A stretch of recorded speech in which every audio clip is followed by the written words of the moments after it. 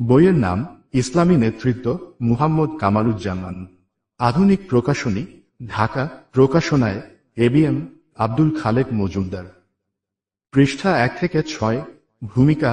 ইতিহাসের সব যুগেই এক শ্রেণীর লোকের সন্ধান পাওয়া যায় যারা দেশ, সমাজ ও জাতিকে পরিচালনা করেন, সমাজের দায়িত্ব পালন করেন, মানব সমাজকে প্রভাবিত করেন এবং সমাজের নেতৃত্ব দান করেন। ধর্ম, সমাজ, রাষ্ট্র, পরিবার, রাজনীতি, অর্থনীতি, শিক্ষা, সংগঠন, প্রশাসন, খেলাধুলা অর্থাৎ জন্ম থেকে মৃত্যু পর্যন্ত মানব জীবনের সকল পর্যায়ে নেতৃত্বে একটি ভূমিকা আছে। পরিকল্পনা প্রণয়ন, সংগঠিতকরণ, নির্দেশ দান, অনুপ্রাণিতকরণ, কাজ সম্পাদন, তত্ত্বাবধান, মূল্যায়ন অর্থাৎ সমাজ জীবনের প্রতিটি ক্ষেত্রেই নেতৃত্বের প্রয়োজন অনিবার্য। সামাজিক জীবনে এক শ্রেণীর মানুষ নেতৃত্ব দান করেন এবং অন্যরা তার অনুসরণ করে থাকেন, অর্থাৎ নেতৃত্ববিহীন সমাজ চলতে পারে না। নেতৃত্ব একটি প্রক্রিয়া যা একটি দল, গ্রুপ বা মানবগোষ্ঠীকে পরিকল্পিত লক্ষ্য অর্জনের জন্য সংগঠিত ও সংঘবদ্ধ সংগ্রামে উদ্বুদ্ধ ও পরিচালনা করে। মানব জাতির ইতিহাসের উত্থান পতন এবং ঘটনা প্রবাহে মানব সমাজের উন্নয়ন ও অগ্রগতিতে তারা সক্রিয় ভূমিকা রাখেন। বিশ্বজাহানের মহান স্রষ্টা আল্লাহ সুবহানাহু ওয়া তাআলা পবিত্র কুরআন মজিদে ঘোষণা করেছেন, আর তাদের মধ্যে কিছু লোককে অপর কিছু লোকের উপর আমি প্রাধান্য দিয়েছি যেন তারা পরস্পর থেকে কাজ নিতে পারে, আর তোমার আল্লাহর রাহমাত সেই ধন সম্পদ থেকে অধিক মূল্যবান যা ধনবানরা দুই হাতে সংগ্রহ করছে। সূরা যুখরুফ 32। আল্লাহ তাআলা মানুষের মধ্যে যাদের প্রাধান্য দিয়েছেন বা বিশেষ মর্যাদা ও দায়িত্ব দিয়ে থাকেন তারা অন্যদের নিকট থেকে কাজ আদায় করেন, অন্যদের পরিচালনা করে থাকেন। যদি কেউ কাউকে না মানত বা কেউ নেতৃত্ব দিতে না পারতেন, সবাই যদি একই রকম হতেন তাহলে মানব সমাজ অচল হয়ে যেত এবং সর্বক্ষেত্রে নৈরাজ্য বিশৃঙ্খলায় মানব জাতির অস্তিত্ব নিঃশেষ হয়ে যেত। সুতরাং মানব জীবনে ও সমাজে প্রতিটি অঙ্গনের জন্য প্রতিটি ক্ষেত্রে এবং প্রতিটি মুহূর্তে নেতৃত্বের ভূমিকা অনস্বীকার্য।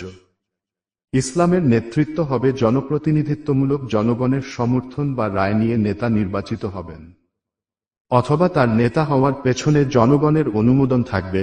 আম্বিয়ায়ে কেরামকে আল্লাহ তাআলা সরাসরি নেতার মর্যাদা দিয়ে দুনিয়ায় পাঠিয়েছেন, কিন্তু নবুয়াতের দরজা বন্ধ হওয়ার পর নেতৃত্ব নির্বাচনের দায়িত্ব মুসলিম উম্মাহ বা জনগণের উপর। স্বঘোষিত নেতা হওয়ার সুযোগ ইসলামে নেই। নেতৃত্বে লোভ করা বা দাবি করাটা ইসলামের দৃষ্টিতে নেতা হওয়ার একটা বড় অযোগ্যতা। যে ব্যক্তি কোনো পদ চায় বা তা নিজের জন্য আকাঙ্ক্ষা করে, নবী সাল্লাল্লাহু আলাইহি ওয়াসাল্লাম তাকে সে পদে নিয়োগ করতেন না। হযরত আব্দুর রহমান ইবনে শামুরা রাদিয়াল্লাহু তাআলা আনহু থেকে বর্ণিত, নবী সাল্লাল্লাহু আলাইহি ওয়াসাল্লাম বলেছেন, হে আব্দুর রহমান ইবনে শামুরা, নেতৃত্ব চেয়ে নিও না, কেননা যদি চাওয়ার পর তোমাকে তা দেয়া হয় তাহলে তার সকল দায়িত্ব তোমার ওপরই অর্পিত হবে, আর যদি না চাওয়া সত্ত্বেও তোমাকে তা দেয়া হয় তাহলে এ ব্যাপারে আল্লাহর পক্ষ থেকে সহযোগিতা করা হবে। আর কোনো ব্যাপারে কসম করার পর তার বিপরীত দিকটিকে যদি উত্তম মনে করো তাহলে উত্তম কাজটি করে ফেলো আর তোমার কসমের কাফারা আদায় করে দিও। বুখারী। হযরত আবু মুসা রাদিয়াল্লাহু তাআলা আনহু থেকে বর্ণিত, তিনি বলেন, আমি ও আমার গোত্রের দুই ব্যক্তি নবী করিম সাল্লাল্লাহু আলাইহি ওয়াসাল্লাম এর নিকট গেলাম। সে দুইজনের একজন বলল, ইয়া রাসূলুল্লাহ, আমাকে কোনো বিষয়ে আমির নিযুক্ত করুন। অপরজন অনুরূপ কথা বলল। তখন তিনি বললেন, যারা নেতৃত্ব চায় এবং এর লোভ করে আমরা তাদেরকে এ পদে নিয়োগ করি না। বুখারী। ইসলামের স্বর্ণ যুগের খলিফাগণ মনোনীত বা নির্বাচিত হওয়ার পর জনগণের নিকট নিজেদের পেশ করেছেন এবং জনগণের অনুমোদন নিয়েছেন, বায়াত গ্রহণ করেছেন। তারা জনগণের সামনে হাজির হয়ে তাদের ঐতিহাসিক ভাষণে বলেছিলেন, আমি তোমাদের মধ্যে সর্বোত্তম ব্যক্তি নই, তথাপি আমাকে এ শাসন কাজের দায়িত্ব দেয়া হয়েছে। আমি সত্যিকারভাবেই পছন্দ করি যে তোমাদের মধ্য থেকে একজন আমাকে মুক্তি দিয়ে এ দায়িত্ব পালন করো। ইসলামে নেতা হচ্ছেন খাদেম, সাইয়্যিদুল কাওমে খাদেমুহুম। জাতির নেতাগণ হচ্ছেন তাদের খাদেম বা সেবক, জনগণের উপর কর্তৃত্ব করার জন্য নয়, বরং জনগণের ও সমাজের সেবা করে, তাদের সুখে দুঃখে তাদের পাশে থেকে তাদের সমস্যার সমাধানে ভূমিকা পালন করে। তাদের আস্থা অর্জন করেই একজন নেতা দায়িত্ব পালন করতে পারেন। যারা জনগণের দ্বারে গিয়ে হৃদয় জয় করতে পারবে, জনগণ তাদেরকেই হৃদয় দিয়ে গ্রহণ করবে এবং তাদের ডাকে চূড়ান্ত ত্যাগ ও কুরবানি স্বীকার করতে প্রস্তুত থাকবে। ইসলামে নেতৃত্বে মডেল ও মর্যাদা। মানবজাতির ইতিহাসে নেতৃত্বে দুটো ধারা পরিলক্ষিত হয়। নবী রাসূল আম্বিয়ায়ে কেরামগণের যে কাফেলা আমরা দেখি, তারা সরাসরি মহান সৃষ্টিকর্তা আল্লাহ রাব্বুল আলামিনের গাইডেন্স দ্বারা পরিচালিত হতেন। মানব জাতিকে মানবিক মূল্যবোধ, উন্নত নৈতিকতা, সদাচরণ, মানব জীবনের পরিণতি, সৌভ্রাতৃত্ব, মানব কল্যাণ, সুশিক্ষা, সুকুমারবৃত্তির বিকাশ, মানব সমাজের শান্তি ও সম্প্রীতি প্রতিষ্ঠা, সুবিচার ও ইনসাফ কায়েমে উদ্বুদ্ধ করে গেছেন। হযরত আদম আলাইহি ওয়াসালাম থেকে নিয়ে শেষ নবী বিশ্বনবী মুহাম্মদুর রাসূলুল্লাহ সাল্লাল্লাহু আলাইহি ওয়াসাল্লাম পর্যন্ত ১,২,২৪,০০০ নবী, রাসূল ও আম্বিয়ায়ে কেরাম দুনিয়ায় এসেছেন।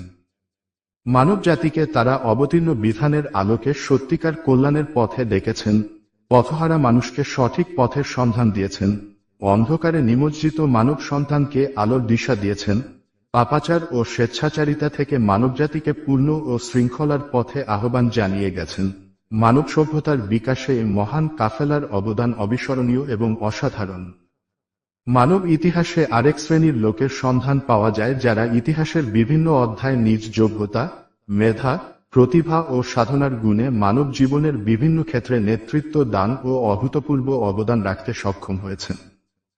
কেউ বিশ্বখ্যাত বিজ্ঞানী, পদার্থবিদ, রসায়নবিদ, চিকিৎসাবিদ, রাষ্ট্রনায়ক, শাসক, দিগ্বিজয়ী বীর সেনানায়ক, শিল্পী, আইনজ্ঞ, কবি, সাহিত্যিক, দার্শনিক, পণ্ডিত হিসেবে বিশ্বময় খ্যাতি অর্জন করেছেন কিংবা তাদের সময়ে অসাধারণ অবদান রেখেছেন।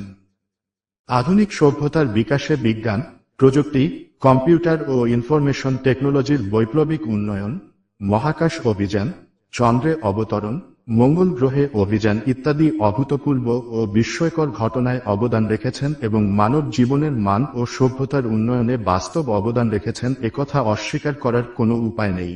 এসব মহামানবগণ কিন্তু সত্যিকার অর্থে মানব মুক্তি ও কল্যাণের পথনির্দেশ দিতে পারেননি।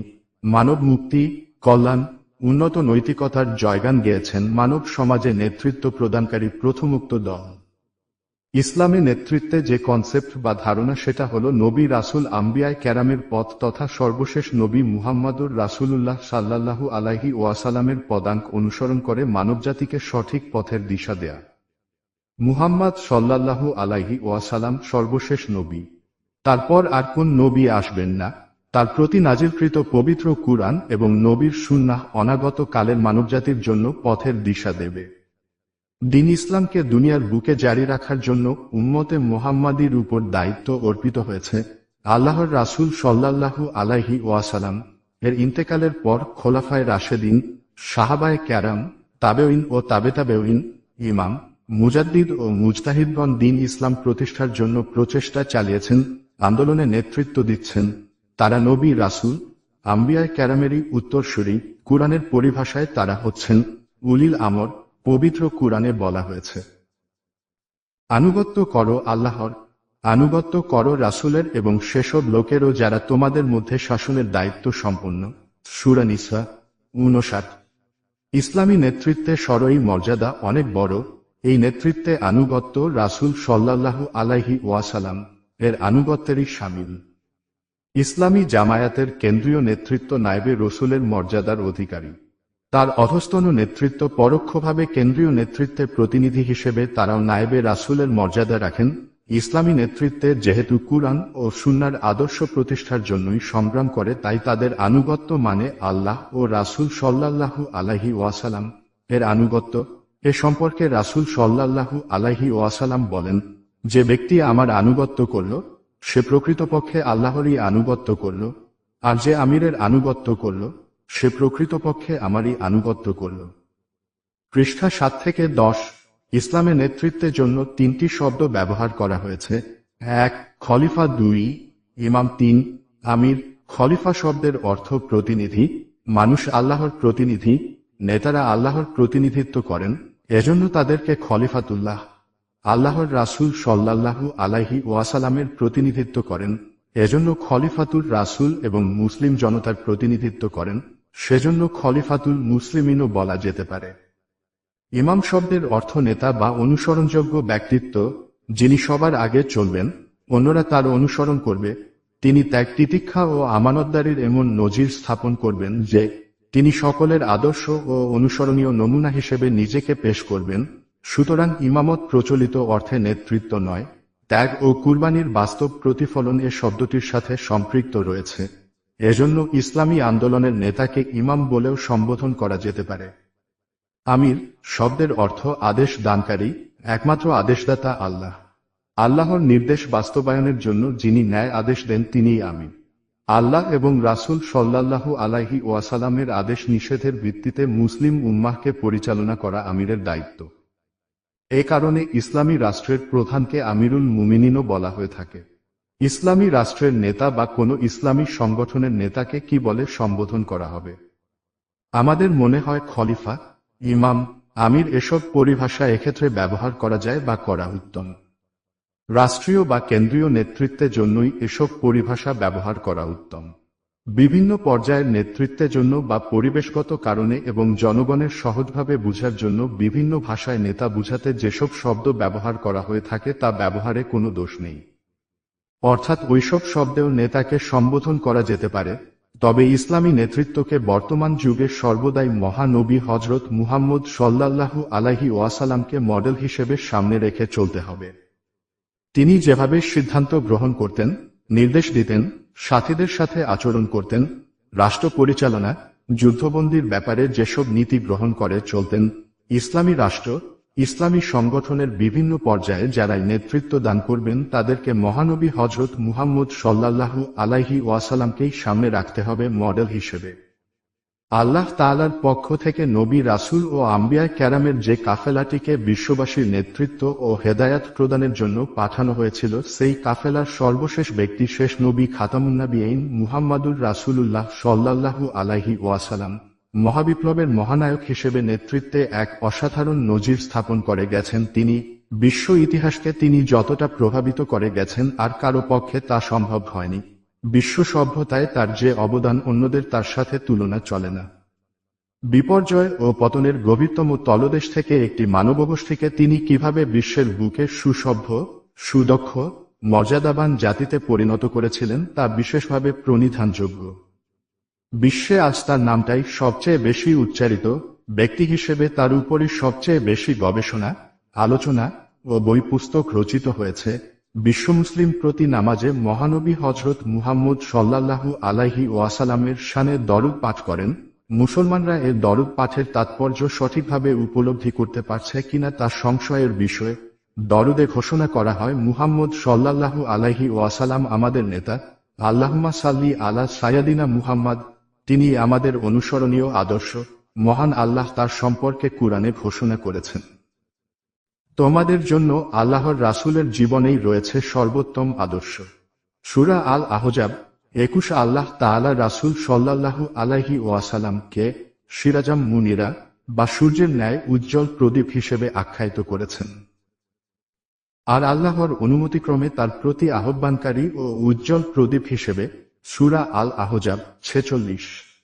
মহান আল্লাহ মুহাম্মদ সাল্লাল্লাহু আলাইহি ওয়াসাল্লামকে যে ইলম ও হিকমত দান করেছিলেন, সে হিকমত প্রয়োগ করেই তিনি বিশ্ববাসীকে আলোর সন্ধান দিয়ে গেছেন, নমুনা স্থাপন করে গেছেন। তাই তিনি ইসলামী নেতৃত্বে পূর্ণাঙ্গ মডেল। ইসলামে মানুষের মর্যাদার ভিত্তি, ইসলামে মানুষের সম্মান ও মর্যাদার ভিত্তি হচ্ছে তার নীতি পরায়ণতা, তাকওয়া ও চরিত্র।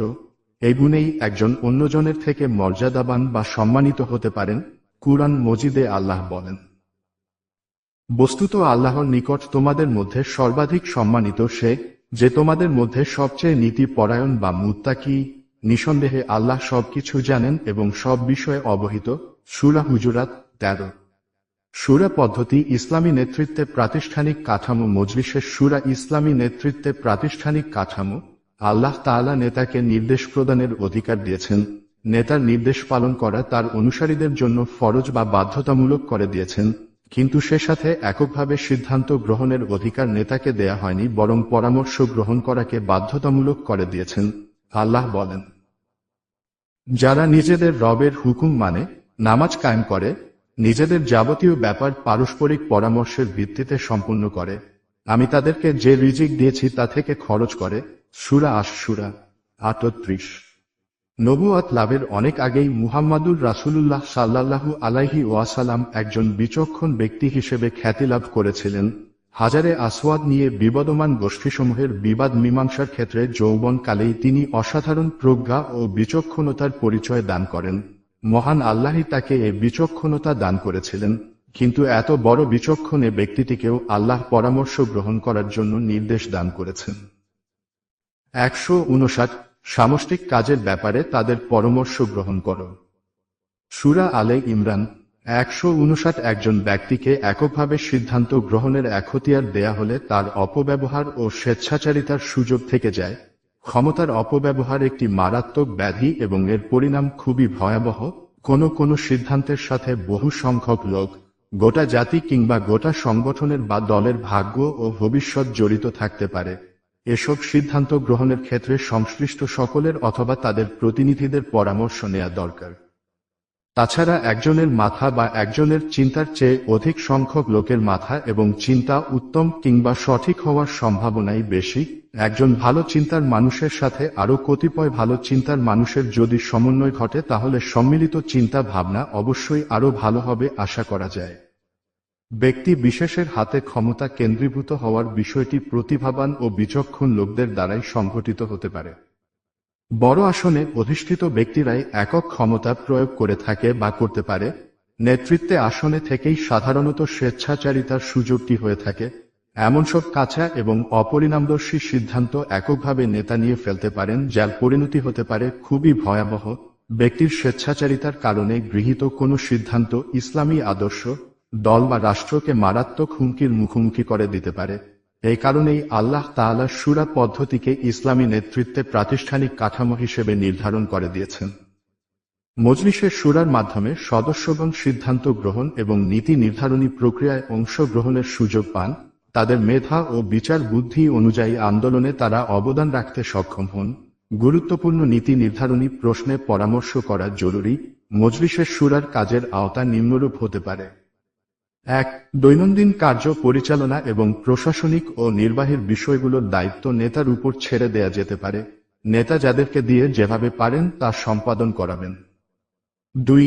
কোনো জরুরি পরিস্থিতিতে দ্রুত সিদ্ধান্ত নেয়ার প্রয়োজন হলে নেতা সিদ্ধান্ত গ্রহণ করতে পারবেন, কিন্তু পরবর্তী শূরার বৈঠকে তা অবশ্যই পর্যালোচনার জন্য পেশ করতে হবে।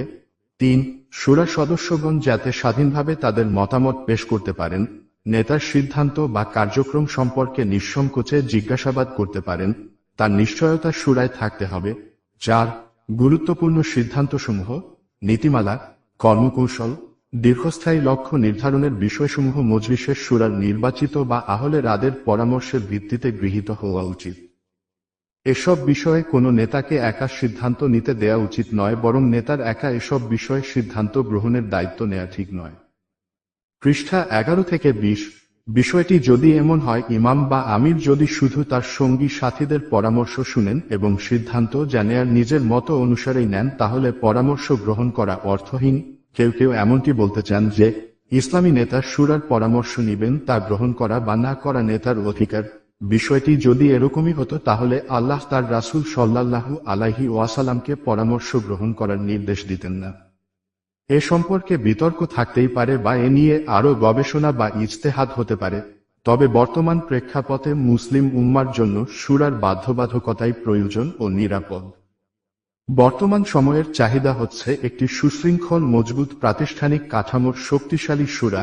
সিদ্ধান্ত গ্রহণ প্রক্রিয়ায় শূরা সদস্যদের উল্লেখযোগ্য সক্রিয় অংশগ্রহণ একান্ত জরুরি। আন্দোলনকে গতিশীল ও জীবন্ত আন্দোলনে পরিণত করার জন্য কুরআনিক শূরা পদ্ধতির সর্বোত্তম ব্যবহার আমাদের নিশ্চিত করা উচিত। নেতৃত্ব আল্লাহর দান। আল্লাহ তাআলা অনেক মানুষকে নেতৃত্বে অসাধারণ গুণাবলী দিয়ে সৃষ্টি করেন। সব মানুষকে একই ধরনের যোগ্যতা দিয়ে সৃষ্টি করেন না। নেতৃত্ব বিকাশ লাভের পারিপার্শ্বিক পরিবেশের উপর নেতৃত্ব গড়ে ওঠা নির্ভর করে। পরিস্থিতিগত কারণেই নেতৃত্বে আবির্ভাব ঘটতে পারে, তবে আল্লাহ প্রদত্ত গুণাবলীর সমাবেশ যাদের মধ্যে লক্ষ্য করা যায় তাদেরকে সামনে এগিয়ে দেয়া উচিত। তারা যদি অনুশীলনকারী বা ইসলাম চর্চাকারী মুসলমান হন, তাহলে আন্দোলনের বা সমাজের খেদমত করার সুযোগ তাদের জন্য সৃষ্টি করে দেয়া অপরিহার্য কর্তব্য। তাদেরকে তাদের যোগ্যতানুযায়ী দায়িত্বে নির্বাচিত বা নিয়োজিত করা উচিত, যাতে তাদের বিশেষ যোগ্যতা ও অভিজ্ঞতা ইসলামের জন্য সম্পদে পরিণত হয়। বিশেষ যোগ্যতাসম্পন্ন লোকদের মধ্যে নেতৃত্বে গুণাবলীর বিকাশ ঘটানো উচিত। সমাজ ও জাতির কল্যাণের জন্য ইসলাম অনুশীলন করেন না এমন লোকদের মধ্যে নেতৃত্বে সম্ভাবনাময় গুণাবলী দেখতে পেলে আমাদের উচিত তাদের সাথে সংলাপ ও যোগাযোগের মাধ্যমে এগিয়ে আনতে উদ্যোগ নেয়া। আর যদি অমুসলিম কারো মধ্যে নেতৃত্বে অসাধারণ গুণাবলী লক্ষ্য করা যায়, তাহলে তার সামনে ইসলামের সৌন্দর্য ও দাওয়াত তুলে ধরা আমাদের দায়িত্ব। মহানবী হযরত মুহাম্মদ সাল্লাল্লাহু আলাইহি ওয়াসাল্লাম বলেন, মানব সমাজ হচ্ছে খনির মতো। জাহিলিয়াতের যুগে তাদের মধ্যে সর্বোত্তম যারা, ইসলামেও তারা হলেন সর্বোত্তম যদি তারা সত্যিকার ভাবে ইসলামকে গ্রহণ করেন। নেতৃত্ব ও অর্পিত দায়িত্ব আল্লাহর পক্ষ থেকে। ইসলাম একজন নেতাকে যে অধিকার ও কর্তৃত্ব দান করে তা মূলত আল্লাহর পক্ষ থেকে। আল্লাহ মহান ওহীর বাণীর মাধ্যমে এ দায়িত্ব ও অধিকার অর্পণ করেছেন। এ প্রসঙ্গে আল্লাহ তাআলা বলেন, এরা সেই লোক যাদের দুনিয়ায় নেতৃত্ব ও ক্ষমতা দান করলে তারা নামাজ কায়েম করবে, যাকাত চালু করবে, ভালো কাজের আদেশ দিবে এবং খারাপ কাজের নিষেধ করবে। সব ব্যাপারের চূড়ান্ত পরিণতি আল্লাহর হাতে। সূরা আল হজ্জ 41। ইসলামী নেতৃত্ব গণতান্ত্রিক নেতৃত্বে বিভিন্ন ধরন হতে পারে। একনায়ক সুলভ বা স্বৈরাচারী নেতৃত্ব তার দলের লোকদের উপর আস্থা রাখে না। তার বিশ্বাস কেবল বস্তুগত স্বার্থই মানুষকে অনুপ্রাণিত করে। তিনি আদেশ জারি করেন তা বাস্তবায়নের জন্য এবং কোনো প্রশ্ন বা জিজ্ঞাসা বরদাস্ত করেন না। জনকল্যাণমুখী বা হিতৈষী স্বৈরাচার বলেও এক ধরনের নেতৃত্ব লক্ষ্য করা যায়। এরা অনুসারীদের নিকট থেকে বেশ মনোযোগের সাথেই তাদের বক্তব্য শুনেন এবং গণতান্ত্রিক হওয়ার ভান করেন, কিন্তু সর্বদা সিদ্ধান্ত গ্রহণ করেন নিজের মর্জিমত। গণতান্ত্রিক নেতৃত্বের ধরন হল দলের লোকদেরকে সিদ্ধান্ত গ্রহণে অংশ নেয়ার সুযোগ দান করেন। কখনো সিদ্ধান্ত নিলে তার প্রয়োজন ও যৌক্তিকতা ব্যাখ্যা করেন, সিদ্ধান্ত চাপিয়ে দেন না, বস্তুনিষ্ঠ সমালোচনা ও প্রশংসা করেন। আরেক ধরনের উদার নৈতিক নেতা দেখা যায়। এদের নেতৃত্বের উপর নিজেরই আস্থা খুব কম। দলের বা গ্রুপের জন্য কোনো লক্ষ্য নির্ধারণ করেন না। যোগাযোগ ও পারস্পরিক সংলাপ খুবই কম। উপরে যে ধরনের নেতৃত্বে কথা উল্লেখ করা হয়েছে তার মধ্যে গণতান্ত্রিক নেতৃত্বই কার্যকর এবং ইসলামী শরীয়ত ও খিলাফতি ব্যবস্থার সাথে সঙ্গতিপূর্ণ। গণতান্ত্রিক নেতৃত্ব গতিশীল। এ নেতৃত্ব ইতিবাচক পরিবর্তন আনয়ন এবং দলের মধ্যে ও সমাজে দায়িত্বশীলতা ও দায়িত্ব সচেতনতা সৃষ্টিতে কার্যকর ভূমিকা পালন করতে পারে। সংলাপ ও জনগণের মতামতের উপর ভিত্তি করে রাষ্ট্র পরিচালনার যে প্রতিনিধিত্বমূলক ব্যবস্থা গণতন্ত্রের অঙ্গীকার তা ইসলামের সাথে সামঞ্জস্যপূর্ণ। তবে পাশ্চাত্য গণতন্ত্রের সব তত্ত্বের সাথে ইসলাম একমত নয়। কুরআন ও হাদিসে বর্ণিত সুস্পষ্ট বিধানের বিপরীত কোনো সিদ্ধান্ত ইসলামী পার্লামেন্ট বা আইনসভা গ্রহণ করতে পারবে না। ইসলামের সার্বভৌমত্ব আল্লাহর প্রতিনিধি হিসেবে তার উপর অর্পিত দায়িত্ব পালন করবেন নেতা বা পার্লামেন্ট। তবে গণতন্ত্রের যে মূল স্পিরিট, জনগণের মতামতের ভিত্তিতে নেতা নির্বাচিত হবেন এবং নেতার দেশ বা সমাজ পরিচালনায় জনগণের সমর্থন বা অনুমোদন থাকবে, এটি ইসলামেরও বিধান। গণতন্ত্রে যেমন স্বঘোষিত নেতা হওয়ার সুযোগ নেই, তেমনি ইসলামেও স্বঘোষিত নেতা হওয়ার সুযোগ নেই। সুতরাং ইসলামী নেতা হবেন একজন গণতান্ত্রিক চেতনাসম্পন্ন নেতা। ইসলামী নেতৃত্বে কাজ 1, ইনসাফ প্রতিষ্ঠা করা। নেতা কোনো অবস্থাতেই তার অধীনস্থ লোকদের মধ্যে বৈষম্য করবেন না। সবার সাথে ইনসাফ ভিত্তিক আচরণ করবেন। ধর্ম, বর্ণ, গোত্র, জাতীয়তা বা অঞ্চল নির্বিশেষে সকলেই নেতার কাছ থেকে ইনসাফ পাবেন। এমনকি শত্রুর প্রতি ইনসাফের আচরণ করতে নির্দেশ করে ইসলাম। আল্লাহ তোমাদেরকে এই আদেশ দিচ্ছেন যে যাবতীয় আমানতের উপযোগী লোকদের নিকট সোপর্দ করে দাও, আর লোকদের মধ্যে যখন কোনো বিষয়ে ফায়সালা করবে তখন তা ইনসাফের সাথে করবে। সূরা নিসা 58। হে ঈমানদার লোকজন, আল্লাহর ওয়াস্তে সত্য নীতির উপর স্থায়ীভাবে দণ্ডায়মান ও ইনসাফের সাক্ষ্যদাতা হও। কোনো বিশেষ দলের শত্রুতা তোমাদেরকে যেন এত দূর উত্তেজিত করে না দেয় যে তার ফলে ইনসাফ ত্যাগ করে ফেলবে। ন্যায় বিচার করো। বস্তুত আল্লাহ পরস্তির সাথে এর গভীর সামঞ্জস্য রয়েছে। আল্লাহকে ভয় করে কাজ করতে থাকো। তোমরা যা কিছু করো আল্লাহ সে সম্পর্কে পুরোপুরি অবহিত। সূরা আল মায়দা 8। ইসলামী আন্দোলনের নেতাকে সংগঠনের বা তার আওতাধীন লোকদের মধ্যে ইনসাফ কায়েম করতে হবে। এ ব্যাপারে প্রয়োজনে তিনি একটি আভ্যন্তরীণ কমিটি গঠন করতে পারেন এবং কমিটি আভ্যন্তরীণ যাবতীয় দ্বন্দ্ব অসন্তোষ দূর করবে এবং কোন বিরোধ অসন্তোষ থাকলে তা নিরসন ও নিষ্পত্তি করবে। 2. গঠনমূলক সমালোচনা, বাক স্বাধীনতা, জবাবদিহিতা।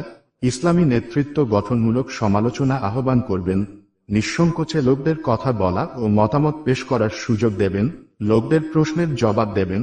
নেতা দলে বা সংগঠনে মুক্ত চিন্তা, সুস্থ মতবিনিময়, সমালোচনা, পারস্পরিক উপদেশ ও পরামর্শের এমন একটি সুন্দর পরিবেশ সৃষ্টি করবেন যাতে সবাই খোলাখুলি আলাপ আলোচনায় অংশ নিতে স্বস্তি অনুভব করেন।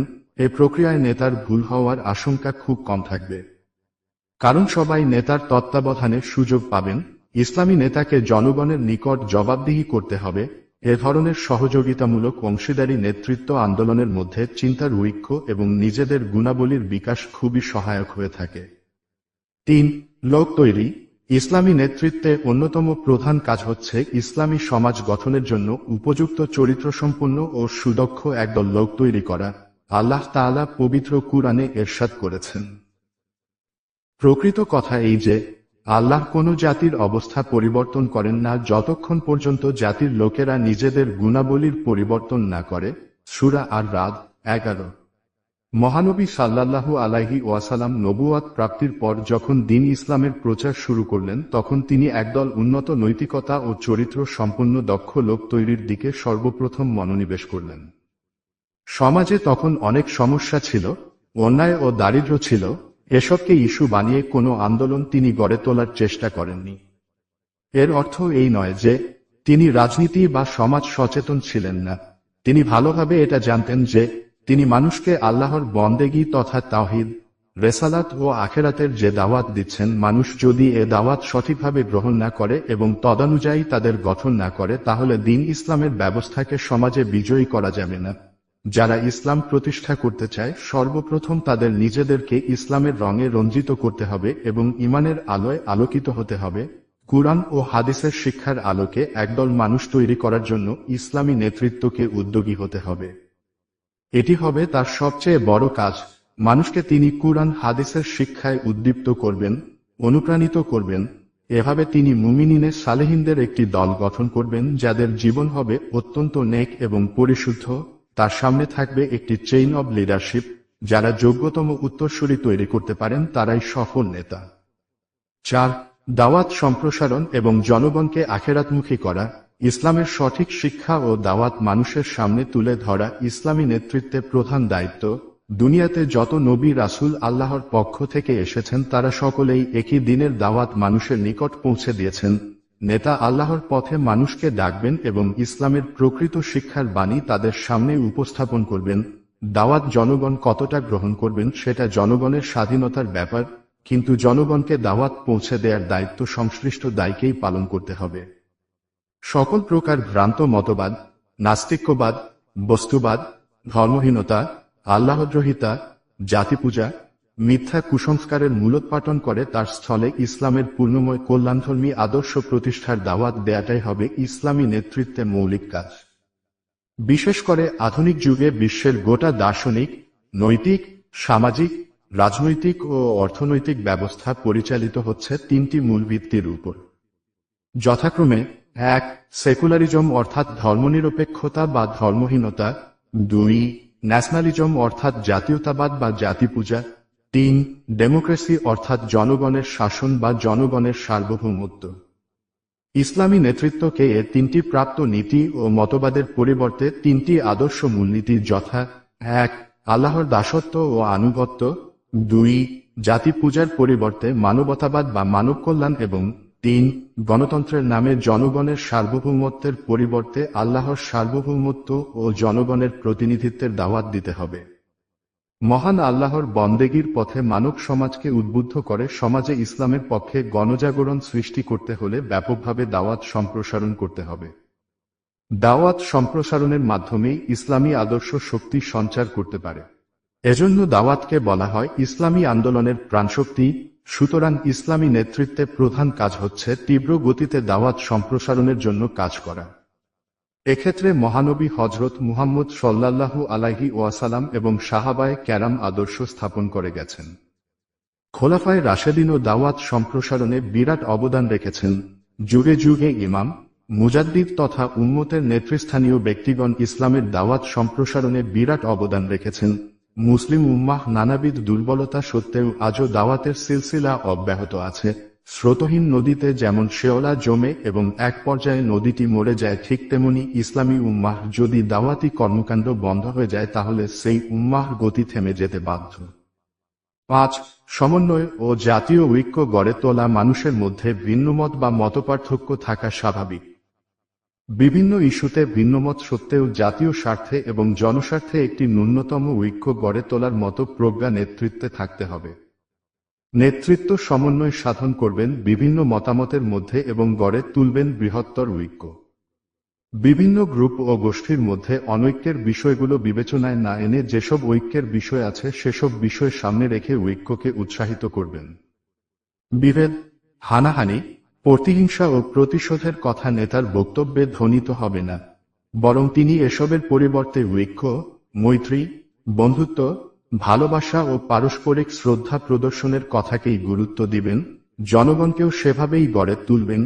জনগণ উত্তেজিত হলে তিনি তাদের শান্ত করবেন, জনগণ উচ্ছৃঙ্খল হলে তিনি তাদের শৃঙ্খলায় ফিরিয়ে আনবেন। যে নেতারা জনগণকে ঐক্যবদ্ধ করে তাদের আস্থা লাভ করতে পারেন তারাই সত্যিকার নেতা। 6. বিরুদ্ধবাদীদের মোকাবিলায় প্রজ্ঞার পরিচয়। যুগে যুগে ইসলাম প্রতিষ্ঠাকামীদের সাথে বিরুদ্ধবাদী মহলের সংঘাত হয়েছে। হক ও ইনসাফ প্রতিষ্ঠার বিরুদ্ধে সবসময়ই একটি কায়েমি স্বার্থবাদী ও প্রতিক্রিয়াশীল মহল সক্রিয় ছিল।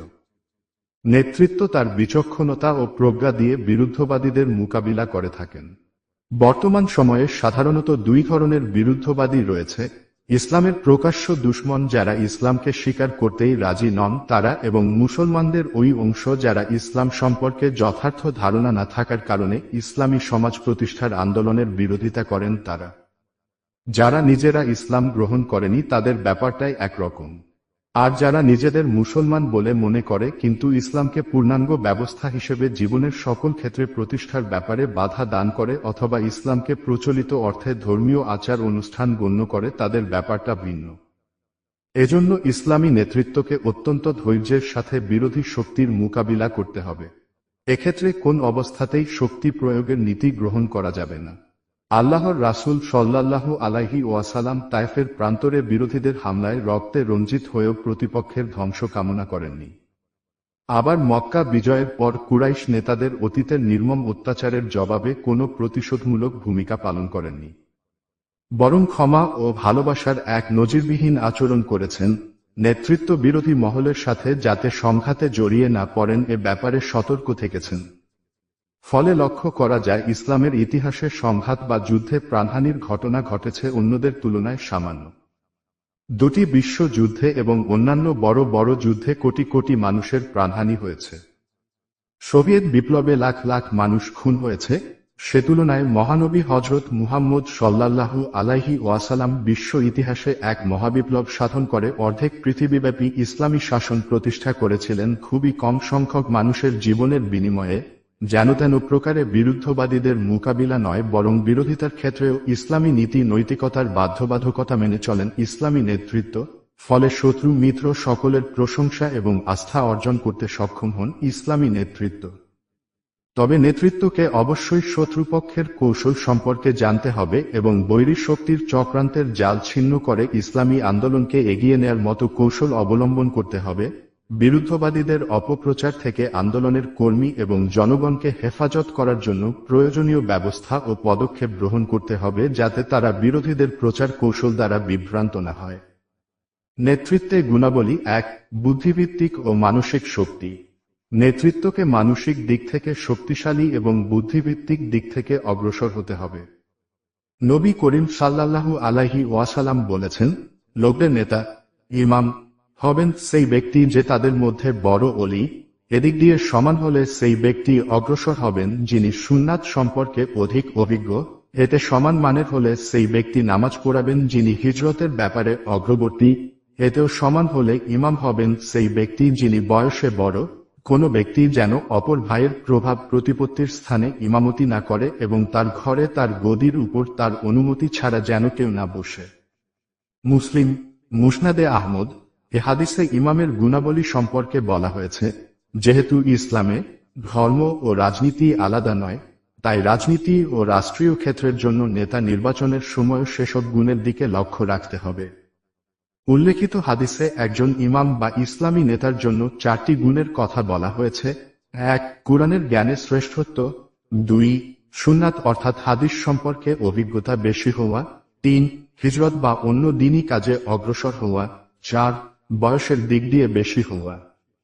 ইসলামী নেতাকে আলেম অর্থাৎ জ্ঞানী হতে হবে। ইলম অর্জন ছাড়া নেক আমল করা সম্ভব নয়। নেক আমল ছাড়া ইসলামী নেতৃত্বে কল্পনাও করা যায় না। হযরত আবু দারদা রাদিয়াল্লাহু তাআলা আনহু থেকে বর্ণিত হয়েছে, নবী করিম সাল্লাল্লাহু আলাইহি ওয়াসাল্লাম বলেছেন, যে ব্যক্তি ইলম সন্ধান করার উদ্দেশ্যে পথ চলবে, আল্লাহ তার জন্য জান্নাতে যাবার পথ সহজ ও সুগম করে দিবেন এবং ফেরেশতাগণ ইলম সন্ধানীর সন্তুষ্টি বিধানের জন্য তাদের পাখা বিছিয়ে দেন। আলেমের জন্য আসমান জমিনের সব অধিবাসী আল্লাহর নিকট গুনাহ মাফের দোয়া করে, এমনকি পানির ভিতরের মাছও। শুধুমাত্র ইবাদতকারী অপেক্ষা আলেম তত বেশি মর্যাদাবান। যত বেশি মর্যাদাবান পূর্ণিমা রাতের চাঁদ সমগ্র তারকারা তুলনায়। আলেমগণ নবীদের ওয়ারিশ উত্তরাধিকারী এবং নবীগণ কোনো টাকা পয়সা রেখে যাননি, তারা রেখে গেছেন শুধু ইলম। অতএব যে ব্যক্তি এই ইলম গ্রহণ করল, সে পূর্ণ অংশই গ্রহণ করল। তিরমিজি। 2. সমকালীন রাজনীতি ও বিশ্ব পরিস্থিতি সম্পর্কে সচেতনতা। সমকালীন রাজনৈতিক, অর্থনৈতিক, সামাজিক, সাংস্কৃতিক পরিস্থিতি, উন্নয়ন, অগ্রগতি ও সংঘাতময় বিশ্বের ঘটনাবলী সম্পর্কে ওয়াকিবহাল থাকতে হবে। নিয়মিত সংবাদপত্র ও ইলেকট্রনিক মিডিয়ার সাথে সংযোগ থাকতে হবে। বিশ্ব পরিস্থিতি সম্পর্কে নবী করিম সাল্লাল্লাহু আলাইহি ওয়াসাল্লামের সাহাবাগণ কতটা সচেতন ছিলেন তার প্রমাণ বহন করে তৎকালীন একটি যুদ্ধের আশঙ্কা এবং সে যুদ্ধে রোমানদের বিজয় সম্পর্কে হযরত আবু বকর রাদিয়াল্লাহু তাআলা আনহু এর বাজি ধরার ঘটনা থেকে তার বিশ্লেষণ ও ধারণা সঠিক প্রমাণিত হয়েছিল। বিশ্ব পরিস্থিতি নিয়ে কতটা চিন্তাভাবনা করলে বা খোঁজ খবর রাখলে বাজি ধরার ঘটনা ঘটতে পারে তা ভেবে দেখলেই অনুধাবন করা যাবে। আধুনিক যুগে নেতৃত্বের জন্য বিশ্ব পরিস্থিতি সম্পর্কে অবহিত থাকা জরুরি। আধুনিককালে বিজ্ঞান, প্রযুক্তি, কম্পিউটার সায়েন্স, তথ্য প্রযুক্তি অসাধারণ উন্নতি লাভ করেছে। বর্তমান কালের নেতৃত্বকে এসবের ব্যাপারে অগ্রগামী হতে হবে এবং বিজ্ঞান ও তথ্য প্রযুক্তির সর্বোত্তম ব্যবহার নিশ্চিত করতে হবে। কারণ বর্তমান যুগটা হচ্ছে তথ্য প্রযুক্তির যুগ। যে সময় যে জিনিসটির উন্নতি হয় এবং প্রভাব বেশি থাকে সে সময় নেতৃত্বকে সেসব বিষয়ে পারদর্শী হতে হয়। পরিবর্তিত বিশ্ব পরিস্থিতিতে যেসব চ্যালেঞ্জ রয়েছে তা কিভাবে মোকাবিলা করা যাবে তা নিয়ে নেতৃত্বকে চিন্তা গবেষণা করতে হবে এবং চ্যালেঞ্জ মোকাবিলার মতো দক্ষতা অর্জন করতে হবে। একথা আজ বলার অপেক্ষা রাখে না যে পাশ্চাত্য শক্তির হাতে আজ বিশ্ব নেতৃত্ব, তারা ইসলামের বিরুদ্ধে এক ধরনের অভিযান পরিচালনা করছে। মুসলমানদের সন্ত্রাসী হিসেবে চিহ্নিত করে নানাভাবে তাদের উপর নির্যাতন চালানো হচ্ছে। মুসলমান মাত্রই সন্ত্রাসী এমন একটি ধারণা সৃষ্টি করা হচ্ছে। মুসলমানরা অসহিষ্ণু, তারা মানবাধিকার, অমুসলিম ও নারীদের অধিকারে বিশ্বাস করে না ইত্যাদি নানা অভিযোগ প্রচার করে মুসলমানদের ব্যাপারে একটি ভয়ঙ্কর কুৎসিত চিত্র তুলে ধরা হয়েছে। ইসলামী নেতৃত্বকে প্রচারণার মোকাবিলায় সঠিক তথ্য তুলে ধরতে হবে। 3. যোগাযোগের দক্ষতা। নেতাকে বক্তব্য ও লেখনীর মাধ্যমেই জনগণের নিকট পৌঁছাতে হবে। এটাই যোগাযোগের দক্ষতা। আমাদের প্রিয় নবীজিকে আরবের অন্যতম শ্রেষ্ঠ বক্তা হিসেবে গণ্য করা হতো। ইসলামের ইতিহাসের সকল নেতৃস্থানীয় ব্যক্তি বক্তৃতা ভাষণে দক্ষতা সম্পন্ন ছিলেন। তাদের বাচনভঙ্গি, ভাষাজ্ঞান, পরিবেশনের ধরন ও স্টাইল মানুষকে তীব্রভাবে আকর্ষণ করত। পৃথিবীর বড় বড় বিপ্লব ও আন্দোলনের নেতৃত্ব যারাই দিয়েছেন তারা নিজেদের ভাব প্রকাশ ও বক্তব্য পরিবেশনের চমৎকার আকর্ষণীয় বৈশিষ্ট্যের জোরে মানুষকে আলোড়িত করতে সক্ষম ছিলেন। শুধু বক্তব্য ও ভাষণই নয়, তাদের কলম ও লেখনী তাদের যোগ্যতা দক্ষতার স্বাক্ষর। বক্তব্য রাখার যোগ্যতা যে নেতৃত্বের জন্য অতীব প্রয়োজনীয় তা আমরা পবিত্র কুরআন থেকেই জানতে পারি। মুসা আলাইহি ওয়াসাল্লামকে যখন ফিরাউন ও তার সভাসদদের নিকট দাওয়াত দানের জন্য আল্লাহর পক্ষ থেকে নির্দেশ দেয়া হলো তখন মুসা আলাইহি ওয়াসাল্লাম বললেন, আর আমার ভাই হারুন আমার অপেক্ষা অধিক বাক্পটু বা বাগ্মিতার অধিকারী, তাকে আমার সাহায্যকারী হিসেবে পাঠান যাতে তিনি আমার সত্যতা প্রমাণ করতে পারে। সূরা আল কাছাস 34। দাউদ আলাইহি ওয়াসালামকে আল্লাহ তাআলা চমৎকার বাগ্মিতা দিয়েছিলেন। আল্লাহের সম্পর্কে বলেন, আমি তার রাজত্বকে সুদৃঢ় করেছি, তাকে আল হিকমা দান করেছি, আর দিয়েছি সিদ্ধান্তকারী বা চূড়ান্ত বক্তব্য পেশ করার যোগ্যতা। সূরা সাদ 20। এ আয়াতে নেতৃত্বের দুটো বড় গুণের কথা আল্লাহ উল্লেখ করেছেন। 1, আল হিকমা বা প্রজ্ঞা। 2, সুন্দর ও সুস্পষ্ট বক্তব্য রাখার যোগ্যতা। সকল নবী রাসূলকেই আল্লাহ তাআলা এসব গুণাবলী দিয়েছিলেন। আমাদের প্রিয় নবী মুহাম্মদ সাল্লাল্লাহু আলাইহি সাল্লামকে আল্লাহ এক অস্বাভাবিক বাগ্মিতা শক্তি দিয়েছিলেন। অল্প শব্দের মধ্যে অতি সংক্ষেপে প্রাঞ্জল ও আকর্ষণীয় ভাষায় তিনি যেসব বক্তব্য রেখেছেন তার মধ্যে মানবতার কল্যাণের জন্য বিশাল জ্ঞান ভাণ্ডার লুকিয়ে আছে। এ সম্পর্কে আল্লাহর রাসূল হযরত মুহাম্মদ সাল্লাল্লাহু আলাইহি ওয়াসাল্লাম বলেন, আমি সংক্ষিপ্ত অথচ ব্যাপক ভাবপ্রকাশক বক্তৃতা ভাষণের যোগ্যতা সহ এসেছি হৃদয়গ্রাহী করে, যাতে দ্বীনের দাওয়াত উপস্থাপন করা যায়। এজন্য আল্লাহ যখন মূসা আলাইহি ওয়াসালামকে ফিরাউনের কাছে যেতে নির্দেশ দিলেন, হযরত মূসা আলাইহি ওয়াসালাম আল্লাহর নিকট ফরিয়াদ করলেন, হে আল্লাহ, আমার অন্তর খুলে দাও, আমার কাজকে আমার জন্য সহজ করে দাও এবং আমার জবানের জড়তা খুলে দাও, যেন লোকেরা আমার কথা বুঝতে পারে। সূরা তাহা 25-28। বিশ্ব ইতিহাসে বড় বড় ঘটনা ও সমাজ পরিবর্তনের যারা নায়ক ও নেতৃত্ব প্রদানকারী তাদের জাদুকরী বাকশক্তি ছিল। তারা তাদের আকর্ষণীয়, যুক্তিপূর্ণ ও আবেগময়ী বক্তব্য দিয়ে মানুষকে আকৃষ্ট করতে, কাঁদাতে এবং হাসাতে পারতেন। গণসংযোগ ও দাওয়াতের জন্য বাগ্মিতা সত্যিই এক অসাধারণ শক্তিশালী হাতিয়ার। ইসলামী নেতৃত্বকে অবশ্যই আকর্ষণীয় এবং মনোমুগ্ধকর বক্তব্য রাখতে পারদর্শী হতে হবে। অনেকে সহজেই এই গুণটি অর্জন করতে পারেন, আবার কাউকে হয়তো বা এজন্য বেশ সাধনা করতে হয়। যে স্টাইলে, যে ভাষায়, যে ধরনের বক্তব্যে জনগণের মাঝে প্রভাব বিস্তার ও আলোড়ন সৃষ্টি করা যায়, সে ধরনের স্টাইল ও ভাষা আয়ত্ত করার জন্য ইসলামী নেতৃত্বকে প্রয়াসী হতে হবে। আধুনিক যুগের নেতৃত্বের জন্য একাধিক ভাষা জানা ও অনুশীলন জরুরি। 4, উদ্যোগ ও উদ্ভাবনী শক্তির অধিকারী। নেতাকে চিন্তা ভাবনা করা এবং কোনো কিছুর উদ্যোগ গ্রহণ বা উদ্ভাবনের যোগ্যতা থাকতে হবে। নেতার আওতাভুক্ত কর্মীবাহিনী বা জনগণকে তিনি কিভাবে কাজে লাগাবেন, লক্ষ্য অর্জনের জন্য কি কৌশল ও পদক্ষেপ গ্রহণ করবেন, কোন সময় কোন বিষয়টিকে অগ্রাধিকার দিবেন ইত্যাদি ব্যাপারে নেতার চিন্তা ভাবনা বা উদ্যোগ নেয়ার ক্ষমতা থাকতে হবে। অন্যরা যদি বলে কাজ করাই, যেমন এটা করেন, ওটা করেন, এ বিষয়ে ভূমিকা পালন করেন, এ কর্মকৌশল অবলম্বন করেন ইত্যাদি, তাহলে বিষয়টি নেতৃত্বের জন্য মোটেই সুখকর নয়। এ ধরনের নেতৃত্ব একসময় মুখ থুবড়ে পড়তে পারে। নেতৃত্ব হবে একটি জনগোষ্ঠীর চালিকা শক্তি এবং নেতার ভূমিকা ইঞ্জিনের মতো। ইঞ্জিন যেমন বিশাল একটি রেলগাড়িকে টেনে নিয়ে যায় লক্ষ্য পানে, ইসলামী নেতৃত্ব তেমনি বিশাল জনমণ্ডলীকে টেনে নিয়ে যাবে মানবতার সঠিক মঞ্জিল সিরাতুল মুস্তাকিমের দিকে। 5, ভালো মানুষ হওয়া। এ জগৎ সংসারে ভালো মানুষ, সৎ মানুষের কোনো বিকল্প নেই। একজন ভালো মানুষ হিসেবে স্বীকৃতি লাভ করা খুব সহজ নয়। একজন লোক অনেক পরীক্ষা নিরীক্ষার মধ্য দিয়ে ভালো মানুষ হিসেবে সকল মহলে গ্রহণযোগ্যতা পেয়ে থাকেন। নবুয়াত প্রাপ্তির প্রায় 24 বছর আগেই মহানবী হযরত মুহাম্মদ সাল্লাল্লাহু আলাইহি ওয়াসাল্লাম ভালো মানুষ হিসেবে সমাজের সকল মানুষের নিকট স্বীকৃতি পেয়েছিলেন। আমল, আখলাক, চাল চলন, লেনদেন, মানুষের সাথে আচরণ, সমাজ সচেতনতা ইত্যাদির মাধ্যমেই একজন লোক সমাজে তার অবস্থান নির্ধারণ করতে পারেন। যিনি নেতৃত্ব দিবেন তিনি যদি লোক হিসেবে ভালো না হন, তাহলে সমাজে তার কোনো গ্রহণযোগ্যতা থাকবে না। কাজেই একজন নেতাকে অবশ্যই মানুষ হিসেবেই ভালো মানুষ হতে হবে। মানুষ ভালো মানুষের স্বীকৃতি দেয়, তাকে সম্মান করে। বিভিন্ন পর্যায়ে সমাজে যারা নেতৃত্ব দিয়ে থাকেন তাদের মধ্যে ভালো মানুষরাই সত্যিকার অর্থে সফল নেতৃত্ব হিসেবে সম্মান পেতে পারেন। কোনো অবস্থার প্রেক্ষিতে খারাপ লোক যদি নেতৃত্বে অধিষ্ঠিত হয়ে যান, তাহলে তিনি মানুষের ভালোবাসা ও শ্রদ্ধা পান না। 6, দূরদৃষ্টি ও প্রজ্ঞা। দূরদৃষ্টি ও প্রজ্ঞা ছাড়া কার্যকর নেতৃত্ব হতে পারে না। নেতা দূরদৃষ্টির সাথে ভবিষ্যৎ কার্যক্রম ও লক্ষ্য নির্ধারণ করেন। লক্ষ্যে পৌঁছার জন্য যুক্তিসঙ্গত কর্মকৌশল ও পদক্ষেপ গ্রহণ করেন। শক্তি কেন্দ্রসমূহের মধ্যে সমন্বয়ের মাধ্যমে প্রয়োজনীয় টিম ওয়ার্ক সৃষ্টি করেন। যাদের মাধ্যমে কৌশল বাস্তবায়ন করা হয় তাদেরকে সর্বোচ্চ উদ্বুদ্ধ ও অনুপ্রাণিত করার জন্য ব্যবস্থা গ্রহণ করেন।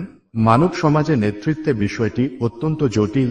কারো মধ্যে নেতৃত্বে বিপুল সম্ভাবনা থাকা সত্ত্বেও অনুশীলন ও সাধনার অভাবে তা কার্যকর নেতৃত্বে রূপ নাও নিতে পারে। নেতৃত্বে দূরদৃষ্টির বিকাশ, চর্চা, পরিবেশ, সুযোগ সুবিধা, নানা সীমাবদ্ধতার দ্বারা প্রভাবিত হতে পারে। দূরদৃষ্টিসম্পন্ন নেতা বাস্তব দৃষ্টান্তের মাধ্যমে তার অনুসারীদের লক্ষ্যপানে এগিয়ে নেন। 7. দৃঢ় সংকল্প ও সাহসিকতা। দৃঢ় সংকল্পের অধিকারী লোকেরাই পারে অনেক বড় কাজ সম্পাদন করতে। যাদের সংকল্প দুর্বল তারা কোনো কাজেই বেশি দূর অগ্রসর হতে পারেন না। দুর্বলচিত্ত ভীরু লোকের পক্ষে আর যাই হোক নেতৃত্ব দান সম্ভব নয়। ভীরু কাপুরুষদের পেছনে জনগণ সংঘবদ্ধ হয় না কখনো। দৃঢ়চেতা ও দুঃসাহসী লোকেরাই পৃথিবীতে ইতিহাস সৃষ্টি করেছেন এবং অনেক অসাধ্য সাধন করেছেন। অল্প সংখ্যক লোকই এমন হয়ে থাকেন, আর বেশিরভাগ লোক সাহসীদের অনুসরণ করে মাত্র। 8. সময়ানুবর্তিতা। নেতৃত্বে সময় জ্ঞান হবে অত্যন্ত প্রখর। সময় কিভাবে ব্যয় হচ্ছে এ ব্যাপারে অত্যন্ত সচেতন থাকবেন তিনি। প্রতিটি সেকেন্ড যারা কাজে লাগাতে পারেন দুনিয়ায় তারাই বড় কাজ করতে পারেন। সময় থাকতেই কাজটি সম্পন্ন করতে হবে। যথাসময়ে সঠিক কাজটি করতে হবে। বৈঠক, সমাবেশ, সাক্ষাৎকার ইত্যাদি প্রতিটি ব্যাপারে যথাসময়ে কাজ সম্পন্ন করতে হবে। দিনের কাজ দিনে শেষ করার আপ্রাণ চেষ্টা করতে হবে এবং কাজ ফেলে রাখার কোন নিয়ম চালু করা যাবে না। 9. অগ্রাধিকার দান। একজন নেতার সামনে অনেক কাজ আসবে, কোন কাজটিকে অগ্রাধিকার দিতে হবে এই বোধ যদি না থাকে তাহলে অপ্রয়োজনীয় কিংবা আজে বাজে কাজের সময় শেষ হয়ে যাবে। পক্ষান্তরে নেতৃত্বে যে মূল কাজ তা অনিষ্পন্ন থেকে যাবে। সেন্স অফ প্রায়োরিটি বা অগ্রাধিকার জ্ঞান খুবই গুরুত্বপূর্ণ। নেতার কাজ নেতাকে করতে হবে, কারণ নেতার কাজ অন্যদের দ্বারা সম্ভব হয় না। 10. মানুষের প্রতি ভালোবাসা।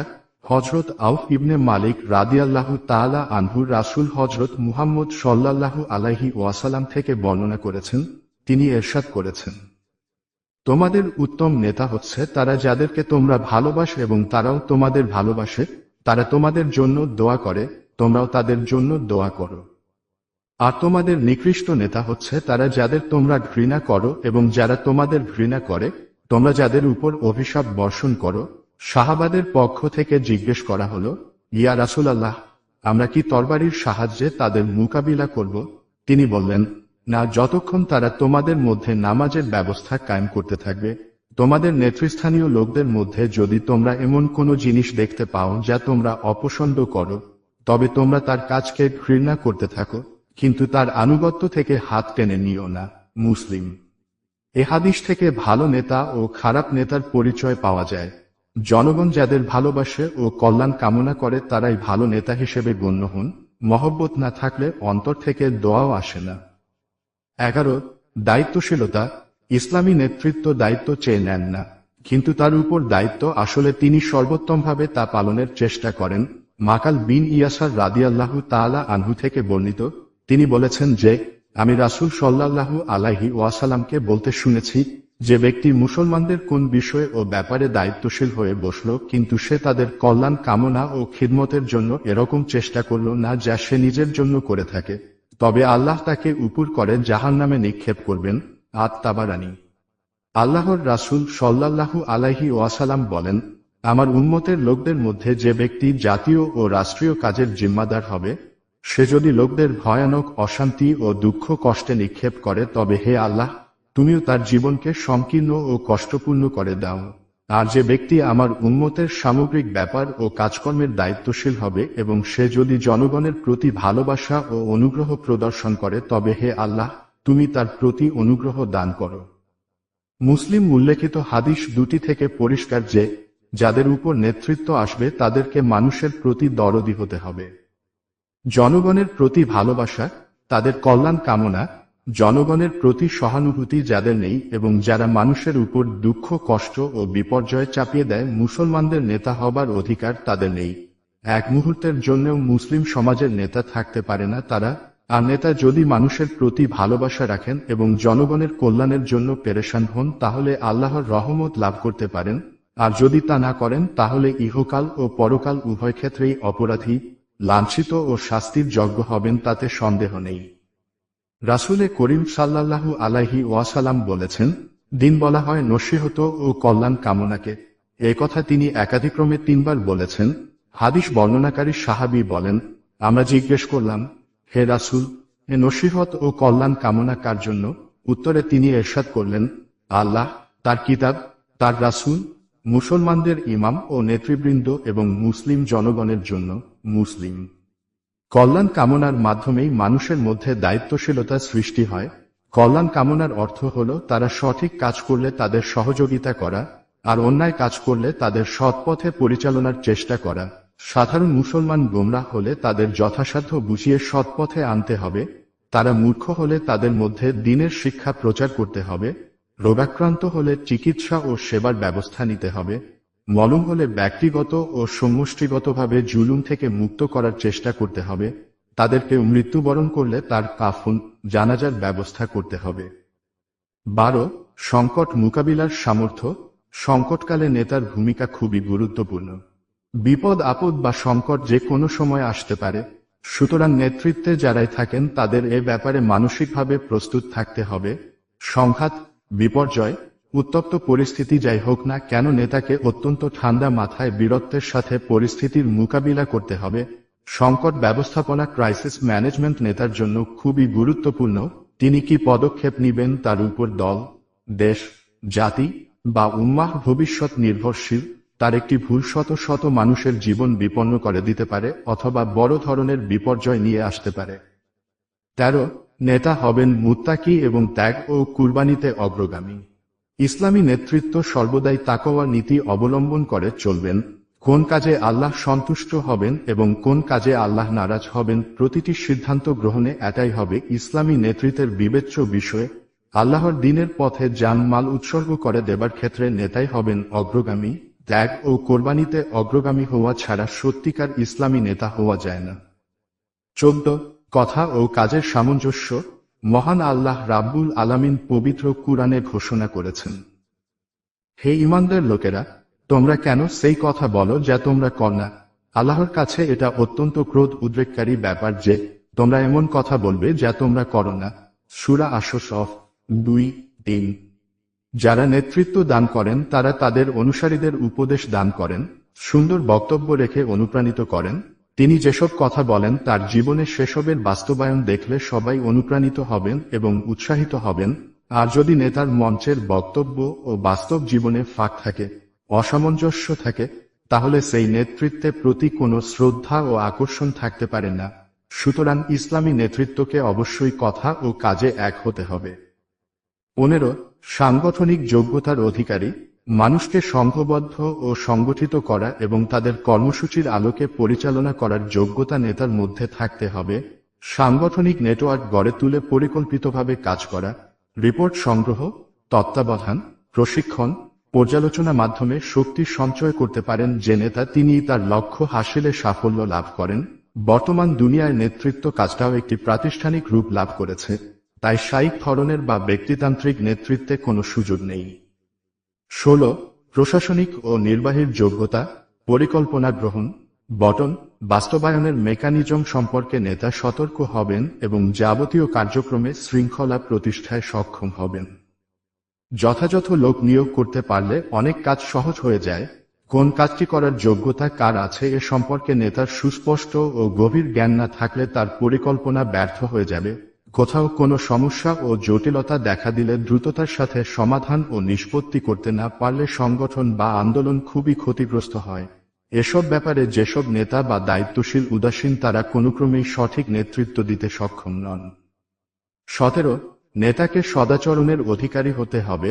নেতার ব্যবহার চালচলন মার্জিত ও সুন্দর হতে হবে। তার ব্যবহারের কোমলতা মানুষকে আকৃষ্ট করবে। সদাচরণের জন্য দলমত নির্বিশেষে সকল মানুষকে কাছে টানতে পারবেন। তার সৌজন্যে ও ভদ্রতা হবে প্রশ্নাতীত। তার সাথে সাক্ষাতে মানুষ মনের কথা তাকে খুলে বলতে পারবে। আল্লাহর নবীর কাছে যেমন মানুষ অকপটে তাদের গোপন অপরাধের খবর পর্যন্ত দিত। 18. নেতা হবেন রহমদিল ক্ষমাশীল। পবিত্র কুরআনে আল্লাহ বলেন, হে নবী, এটা আল্লাহর বড় অনুগ্রহের বিষয় যে তুমি এসব লোকের জন্য খুবই নম্র স্বভাবের লোক হয়েছ। অন্যথায় তুমি যদি উগ্র স্বভাব ও পাষাণ হৃদয়ের অধিকারী হতে তাহলে এসব লোক তোমার চতুর্দিক থেকে দূরে সরে যেত। অতএব এদের মাফ করে দাও, তাদের জন্য মাগফেরাতের দোয়া করো এবং দিনের কাজকর্মে তাদের সাথে পরামর্শ করো। অবশ্য কোনো বিষয়ে তোমার মতো যদি সুদৃঢ় হয়ে যায় তাহলে আল্লাহর উপর ভরসা করো। বস্তুত আল্লাহ তাদের ভালোবাসেন যারা তার উপর ভরসা করে কাজ করে। সূরা আলে ইমরান 159। কুরআন মজিদের এই আয়াত এবং মহানবী হযরত মুহাম্মদ সাল্লাল্লাহু আলাইহি ওয়াসাল্লামের জীবন ইতিহাস থেকে এটা সুপ্রমাণিত যে নেতাকে রহমদিলের অধিকারী হতে হবে এবং তার মধ্যে উগ্রতা ও কাঠিন্য থাকবে না, প্রতিশোধ নেয়ার মনোবৃত্তিও তার থাকবে না। মক্কা বিজয়ের পর মহানবী হযরত মুহাম্মদ সাল্লাল্লাহু আলাইহি ওয়াসাল্লাম ক্ষমার যে দৃষ্টান্ত স্থাপন করেছিলেন তা বিশ্ব ইতিহাসে এক বিরল ঘটনা। 19 নেতা হবেন বিশাল হৃদয়ের অধিকারী ও আকাশের মতো উদার। আল্লাহর রাসূল হযরত মুহাম্মদ সাল্লাল্লাহু আলাইহি ওয়াসাল্লাম তায়েফে চরম নির্যাতনের মুখোমুখি হয়েছিলেন। আল্লাহর সাহায্যে তায়েফবাসীকে তিনি ধ্বংস করে দিতে পারতেন, কিন্তু তিনি অনা করে তাদের হেদায়েতের জন্য দোয়া করলেন। মহান আল্লাহ তাআলাও নবী সাল্লাল্লাহু আলাইহি ওয়াসাল্লামকে ক্ষমাশীলতার নীতি অনুসরণ করার নির্দেশ দিয়েছেন। হে নবী, নম্রতা ও ক্ষমাশীলতার নীতি অবলম্বন করো, ভালো কাজের উপদেশ দান করতে থাকো এবং মূর্খ লোকদের সাথে জড়িয়ে পড়ো না। সূরা আল আরাফ 199।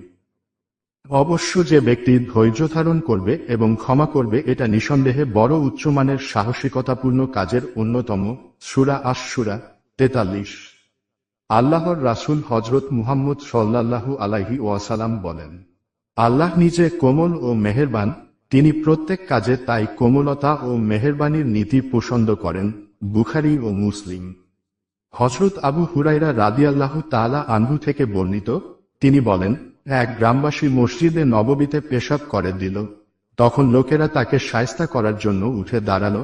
নবী সাল্লাল্লাহু আলাইহি ওয়াসাল্লাম বললেন, ছাড়ো তাকে, আর তার পেশাবের উপর এক বালতি পানি ঢেলে দাও যাতে পেশাবের চিহ্ন দূর হয়ে যায়, কারণ তোমাদেরকে সহজ নীতি ও ব্যবহারের ধারক হিসেবে পাঠানো হয়েছে, কঠোর নীতির ধারক হিসেবে নয়। বুখারী। কুরআন মজিদে আল্লাহ তাআলা বলেন, তারা যেন ওদের ক্ষমা করে এবং তাদের দোষত্রুটি উপেক্ষা করে। তোমরা কি চাও না যে আল্লাহ তোমাদেরকে ক্ষমা করুক? আল্লাহ ক্ষমাশীল ও পরম দয়ালু। সূরা নূর 22। মহানবী সাল্লাল্লাহু আলাইহি ওয়াসাল্লামের সাথে যারা অসৌজন্যমূলক আচরণ করেছে মহানবী হযরত মুহাম্মদ সাল্লাল্লাহু আলাইহি ওয়াসাল্লাম তাদের সাথেও হাসি মুখে উদার ব্যবহার করেছেন। 20 নেতা হবেন অল্পে তুষ্ট এবং ত্যাগী। ইসলামী নেতৃত্ব সহজ সরল জীবনযাপন করবেন, অল্পে তুষ্ট থাকবেন। দুনিয়ার সম্পদ ও প্রতিপত্তি অর্জনের পিছনে দৌড়াবেন না। তারা নিজেদের তুলনায় অন্যদের অগ্রাধিকার দিয়ে থাকে যদিও তারা নিজেরা অভাবগ্রস্ত থাকে। সূরা আল হাশর 9। মহানবী হযরত মুহাম্মদ সাল্লাল্লাহু আলাইহি ওয়াসাল্লাম ও সাহাবায়ে কেরামের জীবনে অন্যকে অগ্রাধিকার দেবার অসংখ্য নজির পাওয়া যায়। ইসলামী আন্দোলনের নেতার জন্য এটা মানানসই নয় যে তিনি শুধু তার নিজের প্রয়োজন পূরণের দিকে লক্ষ্য রাখবেন। নিজে কষ্ট করে অন্যের প্রয়োজন পূরণ করার মতো বড় মনের অধিকারী যারা হতে পারেন তারাই সমাজ ও জাতির নেতৃত্ব করার অধিকারী হতে পারেন। আর যারা নিজের সবকিছু ঠিকঠাক রেখে নেতৃত্ব করতে চান তারা এক্ষেত্রে সাফল্য লাভ করতে পারেন না। অন্যকে অগ্রাধিকার দেবার ওয়াজ করা যত সহজ তার বাস্তবায়ন ততোধিক কঠিন। এই একটি গুণ মানুষকে অনেক বড় ও মহান করতে পারে। 21 নেতাকে তার নিজের কাজ সম্পর্কে সচেতন হতে হবে। নেতা জাতিকে আদর্শিক নির্দেশনা দিবেন, তিনি জাতিকে ঐক্যবদ্ধ ও সংগঠিত করবেন, সুদৃঢ় জাতীয় ঐক্য গড়ে তুলবেন। নেতা মানুষের মধ্যে দায়িত্ববোধ ও সচেতনতা সৃষ্টি করবেন। নেতা জনগণের মধ্যে জজবা ও প্রেরণা সৃষ্টি করবেন। নেতাকে তার মূল কাজ সম্পর্কে সজাগ ও সতর্ক থাকতে হবে। লক্ষ্য হাসিলের জন্য তাকে একটি শক্তিশালী টিম গড়ে তুলতে হবে, কারণ নেতৃত্বে সাফল্য নির্ভর করে তার সঙ্গী সাথীদের যোগ্যতা ও দক্ষতার উপর। 22 গণভিত্তি অর্জনে যত্নশীল। গণভিত্তি ও ব্যাপক জনসমর্থন ও জনগণের সহমর্মিতা লাভ ছাড়া ইসলামী সমাজ বিপ্লব সফল হতে পারে না। তাই ইসলামী নেতৃত্বকে এ ব্যাপারে সর্বাধিক সচেতন হতে হবে। জনসমর্থন ও গণভিত্তি অর্জনের কাজ কতটা অগ্রসর হচ্ছে সে ব্যাপারে নেতার দায়িত্ব অনেক বেশি। জনগণের মধ্যে ইসলামের ব্যাপক চর্চা ও ইসলামের শিক্ষা সম্প্রসারণ ছাড়া ইসলামী নেতৃত্ব গণভিত্তি ও জনসমর্থন অর্জন করতে পারবে না। তাই নেতাকে এ ব্যাপারে সক্রিয় হতে হবে। ইসলামী আন্দোলন যেহেতু জনগণের মধ্য থেকে উত্থিত একটা আন্দোলন, তাই জনগণ ইসলামের দিকে যত বেশি অগ্রসর হবেন, ইসলামী নেতৃত্ব তত মজবুত হবে। তাছাড়া জনগণই এই নেতৃত্ব বাছাই করবে। নবী করিম সাল্লাল্লাহু আলাইহি ওয়াসাল্লাম বলেছেন, তোমরা যে ধরনের লোক হবে তোমাদের নেতাও ঠিক সে ধরনের হবে। মেশকাত। সুতরাং দেখা যাচ্ছে সৎ আদর্শ নেতৃত্ব সৃষ্টির ক্ষেত্র জনগণ। কাজেই জনগণ যদি সৎ হয় তাহলে তাদের মধ্য থেকে সৎ প্রকৃতির ও আদর্শনিষ্ঠ নেতা বের হবেন, আর জনগণ যদি খারাপ হয় তাহলে তাদের নেতাও খারাপ হবে। ইসলামে যেহেতু নেতা নির্বাচনে জনগণের সমর্থন প্রয়োজন হয়, সেহেতু জনগণ সৎ না হলে তাদের নির্বাচিত নেতা সৎ ও যোগ্য হতে পারেন না। আবার অসৎ নেতারাও জনগণকে অসৎ করে ছাড়ে। নেতার আরেকটি বড় কাজ হচ্ছে তার ও জনগণের মধ্যে যারা লিঙ্কম্যান হিসাবে কাজ করবে তাদের গড়ে তোলার ব্যাপারে বিশেষ যত্ন নেয়া। যে নেতার লিঙ্কম্যানরা গণমুখী, সেই নেতাও গণমুখী এবং জনপ্রিয়। নবুয়াত প্রাপ্তির অনেক আগেই মুহাম্মদ সাল্লাল্লাহু আলাইহি ওয়াসাল্লামের সামাজিক নেতৃত্বে স্বীকৃতি সমাজ দিয়েছে। তাকে আল আমিন, আস-সাদেক উপাধিতে ভূষিত করেন। তার ব্যক্তিগত তৎপরতা ও কর্মকাণ্ডের মাধ্যমেই তিনি তদানীন্তন সমাজে এক স্বীকৃত ব্যক্তিত্ব হিসাবে মর্যাদা লাভ করেছেন। নেতৃত্বের জন্য সাংগঠনিক পরিমণ্ডলের আস্থা ও স্বীকৃতিই যথেষ্ট নয়, সাধারণ জনগণের আস্থা ও স্বীকৃতি লাভে যত্নবান হতে হবে। 23 নেতা হবেন ভারসাম্যপূর্ণ ও ব্যক্তিত্ব সম্পন্ন। তাই ইসলামে যেহেতু নেতৃত্ব খণ্ডিত করার কোনো অবকাশ নেই, আলাদা নেতৃত্বে অস্তিত্ব নেই, রাজনৈতিক, ধর্মীয়, আধ্যাত্মিক ক্ষেত্রে, সেহেতু ইসলামী নেতৃত্বকে ভারসাম্যপূর্ণ ব্যক্তিত্বের অধিকারী হতে হবে। কোনো বিশেষ চক্রবণতা তার জন্য মানানসই নয়। তিনি রাজনীতি, ধর্ম, সংস্কৃতি এবং আত্মিক উন্নতিসহ সার্বিক ব্যাপারে মধ্যম পন্থার অনুসারী হবেন। তার ব্যক্তিত্বে যেমন গাম্ভীর্য ও পরিপক্কতা থাকবে, আবার তেমনি সরলতা ও অন্যদের হাসি মুখে সম্ভাষণ জানানোর গুণাবলীও থাকতে হবে। তার মধ্যে থাকবে কৃষ্ণতা, অধ্যবসায়, সাধনা, পরিশ্রম, প্রিয়তা, নিয়মানুবর্তিতা, শৃঙ্খলা, উন্নত চরিত্র, সুমধুর ব্যবহার ও নমনীয়তা এবং সর্বোপরি আল্লাহ প্রেম, মানবপ্রেমের গুণাবলীর সমাহার। মানুষ তাদের নেতাকে যেমনটি দেখতে চায়, এক উন্নত নৈতিকতা ও নির্মল চরিত্রের অধিকারী। 2 জ্ঞানী, প্রজ্ঞাবান ও দূরদৃষ্টি সম্পন্ন। 3 দৃঢ়চিত্ত ও সাহসী। 4 অসাধারণ সততা ও যোগ্যতার অধিকারী। 5 চিন্তাশীল ও উদ্ভাবনী শক্তির অধিকারী। 6 নম্র, ভদ্র, বিনয়ী ও সুমধুর ব্যবহারের অধিকারী। 7 পরিস্থিতি মোকাবিলা ও সংকট ব্যবস্থাপনায় পারদর্শী। 8 ইনসাফ ও ন্যায় বিচারের প্রতীক। 9 অধ্যবসায়ী, সাধক ও পরিশ্রমী। 10 সহনশীল, উদার ও পরিপক্ক। 11 নির্লোভ, নির্মোহ। 12 সংগঠন, পরিকল্পনা ও শৃঙ্খলা বিধানে পারদর্শী। 13 আস্থাভাজন ও অসহায়ের আশ্রয় দানকারী। 14 উদ্যোগী ও সক্রিয়। 15 আকর্ষণীয় ও শৈল্পিক মনোবৃত্তির অধিকারী। 16 শিক্ষানুরাগী ও সৃষ্টি মনোবৃত্তির অধিকারী। 17 দেখতে শোভন, মানানসই পোশাক পরিচ্ছদে চৌকস, স্মার্ট। 18 সকলের প্রতি সমান দৃষ্টি দান ও অন্যের মর্যাদার প্রতি শ্রদ্ধাশীল। 19 মানসিকভাবে শক্ত, সজাগ, সচেতন। 20 দায়িত্বশীল, কর্তব্যপরায়ণ। 21 উদার, মহৎ, ক্ষমাশীল। 22 খোদাভীরু ও আল্লাহ প্রেমিক। 23 পক্ষপাতহীন ও নিঃস্বার্থ। 24 পরোপকারী ও গণমুখী। 25 সকল ব্যাপারে অগ্রগামী ও আদর্শ স্থাপনকারী। 26 বিপ্লবী ও সংগ্রামী। সমাপ্ত।